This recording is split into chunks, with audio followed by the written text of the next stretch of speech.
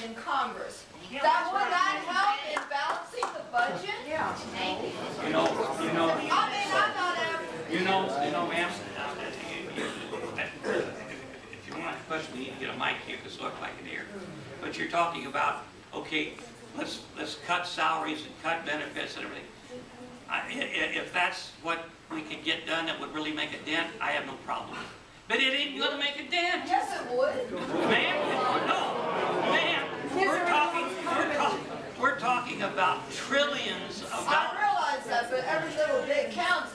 The way I see it, if you made, if Congress did this, then all of us who have to make the same kind of cuts, and maybe even with all the other, if everybody would just sit down together and talk these things out and work it. It was under Reagan that they did these things. We could do these. Okay.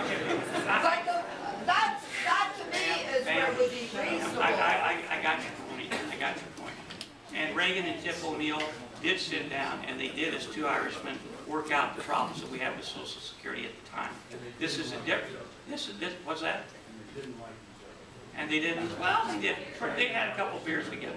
Let me just tell you this: we are in a different time, and we are in a different period of our history, and we are in a hole that is so deep you can't imagine it. We're 14 trillion in debt, and that does not count the unfunded liabilities that we have in Social Security and the other entitlements.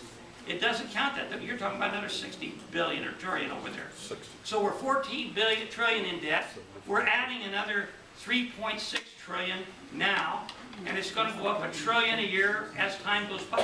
Now, the only way that you can pay for that if you don't cut spending is to print the money.